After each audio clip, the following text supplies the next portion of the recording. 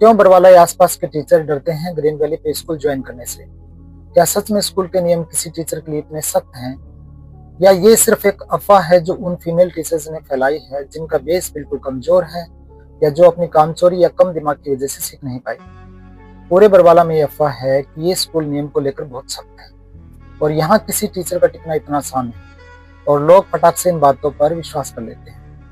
लेकिन किसी अफवाह को मानने से पहले जान तो लीजिए कि असल में सच है क्या, और अगर ये सच है तो इस स्कूल के बच्चों की रोजाना वीडियो कैसे बनती है, कौन बनाता है ये सब वीडियो, कौन लाता है ये नए नए आइडियाज, और इस स्कूल में फिर भी हर साल बच्चे बढ़ क्यों रहे हैं। और कुछ टीचर्स ये भी सोचते हैं कि क्या सभी टीचर्स में ही कमी है, सारे तो गलत नहीं हो सकते। इस बात का भी जवाब आज मैं आपको दूंगा, बस आपको इस वीडियो को पूरा और ध्यान से सुनना है। My name is Sunil Verma.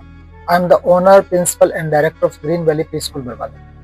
आखिर क्या आपको करना पड़ेगा अगर आप इस स्कूल में एक टीचर लग जाते हैं, चलिए जानते हैं। नंबर 1, चाहे स्कूल की फीस पेरेंट्स से आए या ना आए, आपको हर महीने की 10 तारीख को बिना कहे सैलरी मिलेगी। चाहे आंधी आए या तूफान, बिजली गिरे या धरती फटे, आपकी सैलरी ना केवल समय पर मिलेगी बल्कि उसका 1 रुपया भी बकाया नहीं रखा जाएगा। नंबर 2, आपको बच्चों की नोटबुक में अपने हाथों से कोई डॉट लगानी नहीं पड़ती, क्योंकि स्कूल में पहले से ही डॉट लगे हुए पेज होते हैं। बस आपको उन पेजेस को बच्चों की नोटबुक में डालना है और काम खत्म। नंबर 3, किसी भी बच्चे की नोटबुक में ना तो आपको कोई डेट के बारे में चिंता करनी है कि मुझसे बाय मिस्टेक गलत डेट डल गई, ना ही साइन के नीचे कोई डेट डालनी है। बस बच्चे का होमवर्क सही से चेक होना जरूरी है, जो कि सबसे इम्पोर्टेंट है। नंबर 4, आपको अपने मुंह से चीख चीख कर बच्चों को कुछ भी सिखाने की जरूरत नहीं है, क्योंकि हर क्लास में स्पीकर लगे हैं। आपको बस अपने फोन को ब्लूटूथ से अपनी क्लास के स्पीकर से कनेक्ट करना है और स्कूल के यूट्यूब चैनल पर दी गई वीडियो और ऑडियो फाइल को प्ले करना है। इससे न केवल आपकी एनर्जी बचेगी बल्कि हर बच्चे को सब कुछ अच्छे से और सही प्रोनाउंसिएशन के साथ सुनेगा। नंबर 5, गर्मी या सर्दी की छुट्टियों में आपको कोई जरूरत नहीं है कि आप बच्चों का हॉलिडे होमवर्क अपने हाथों से लिखें या रेडी करें, बल्कि ये सब काम स्कूल प्रिंसिपल सभी बच्चों की फाइल देखकर खुद से ही रेडी कर लेते हैं और उनकी फोटोकॉपी बच्चों को दे दी जाती है। नंबर 6, आपको किसी क्लास का एग्जाम तैयार नहीं करना है, क्योंकि ये काम स्कूल प्रिंसिपल खुद करता है और आंसर शीट भी खुद ही चेक की जाती है, वो भी बड़े ध्यान से, ताकि हर बच्चे का रियल रिजल्ट दिया जा सके। आपको सिर्फ ईमानदारी से बिना चीटिंग किए बच्चों से एग्जाम करवाने हैं और कुछ भी नहीं। नंबर 7, आपको कोई भी पेरेंट्स डांट नहीं सकता, क्योंकि आपकी कितनी भी बड़ी मिस्टेक क्यों ना हो, स्कूल के नियम अनुसार किसी भी पेरेंट्स को आपको डांटने का हक नहीं है। कोई भी गलती होने पर स्कूल प्रिंसिपल आपको खुद अकेले में या स्कूल के बाकी स्टाफ के सामने प्यार से समझाएगा और आपकी गलती में सुधार कैसे करना है वो बताएगा, वो भी तब जब आपकी सच में गलती मिलती है, वरना बिना किसी सबूत के बिल्कुल भी नहीं। नंबर 8, आपको पूरे साल में एक भी पीटीएम पर किसी पेरेंट्स के सामने कोई ड्रामा करने की जरूरत नहीं है कि आपका बच्चा बहुत अच्छा है, वो बिल्कुल सही जा रहा है, क्योंकि स्कूल प्रिंसिपल खुद ही रोजाना इन सभी समस्याओं को खुद हैंडल कर लेते हैं और आपके लिए कुछ बचता ही नहीं है। नंबर 9, स्कूल में जब तक आप हैं, आपकी इंसल्ट कोई भी पेरेंट्स नहीं कर सकता।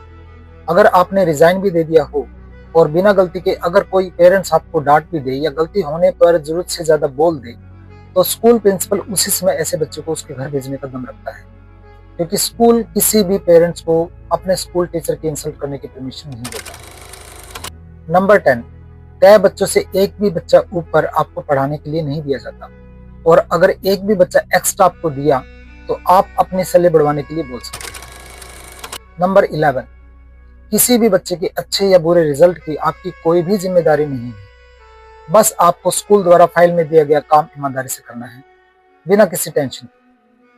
आपका सच्चा और ईमानदार होना जरूरी है बस।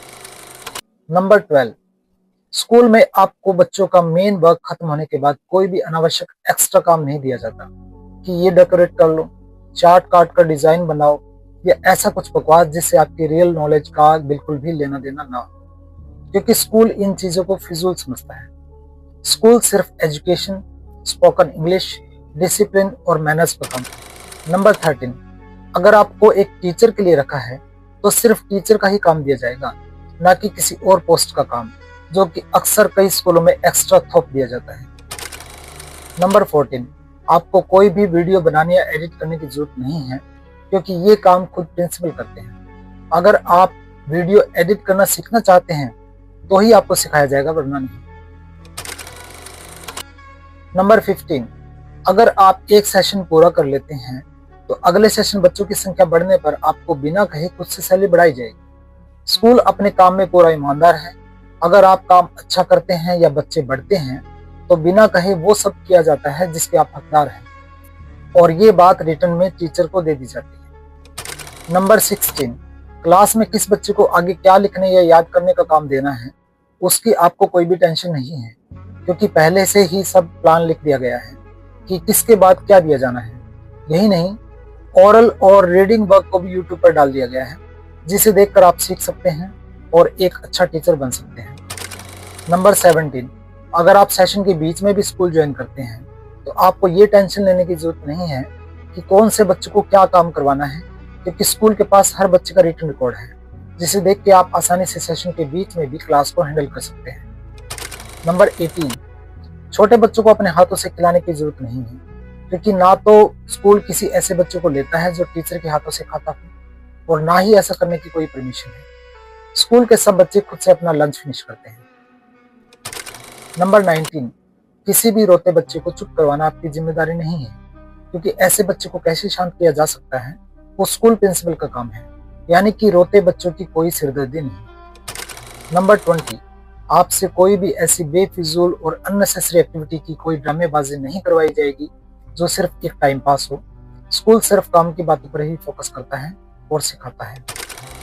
नंबर 21, आपकी English vocabulary and spoken English में सुधार आएगा, क्योंकि स्कूल के बच्चे हिंदी से ज्यादा इंग्लिश वर्ड्स और सेंटेंसेस का यूज करते हैं, और ऐसे एटमॉस्फेयर में आपको कुछ दिन में ही खुद ब खुद इंग्लिश बोलनी आने लगेगी। नंबर 22, आपको हर रोज धीरे धीरे आपसे ऊपर वाली क्लास का वर्क सिखाया जाएगा, लेकिन आप उसके लायक होने जरूरी हैं, क्योंकि अगर आप बड़ी क्लास का काम नहीं सीखेंगे तो आप अपनी सैलरी नहीं बढ़ा सकते और ना ही ग्रो कर सकते हैं।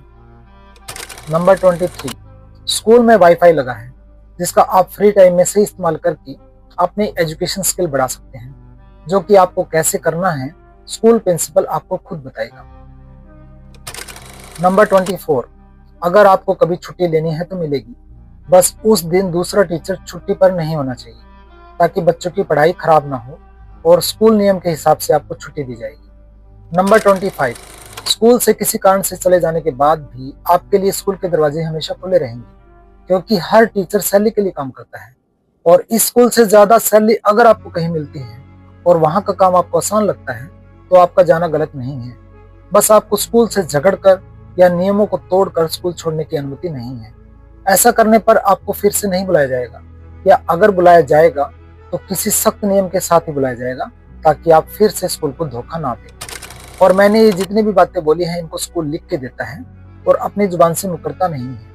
अब कई टीचर्स ने ये अफवाह सुनी है कि ये स्कूल बड़ी जल्दी अपने टीचर को बदल देता है। उसका भी जवाब सुनिए। जरा सोचिए, जो स्कूल इतना कुछ हर दिन सिखा रहा हो और टीचर पर मेहनत कर रहा हो, क्या वो पागल है कि हर 2 महीने फिर से किसी दूसरे टीचर को पकड़ेगा और फिर उसे सिखाएगा? असल में या तो अगर पहले वाला टीचर लंबा समय बीतने के बाद और बार बार मौका देने के बाद भी अपनी कमियों में सुधार नहीं कर पाता, तो ही पहले स्कूल उसे वार्निंग देता है और फिर उसे आखिर में उसके लायक ना होने पर ही उसे निकालता है, वरना नहीं। क्योंकि अगर स्कूल ऐसा नहीं करेगा तो बच्चों के भविष्य के साथ खिलवाड़ करना क्या सही होगा? अब कुछ टीचर ऐसे भी होते हैं जो सीख भी जाते हैं, लेकिन कभी औकात से ज्यादा सैलरी बढ़ाने का लालच या कोई घरेलू समस्या या हेल्थ, कई ऐसे कारण हैं जिनकी वजह से कोई एक आध टीचर चला भी जाता है, जो कि नेचुरल है। क्योंकि ये बात भी सच है कि सीखने के बाद इंसान के पर लग जाते हैं, जिन्हें काटना भी जरूरी है। अब आप ये भी बोलेंगे कि क्या सारे टीचर ही काम के नहीं हैं? कुछ तो काम के भी होंगे।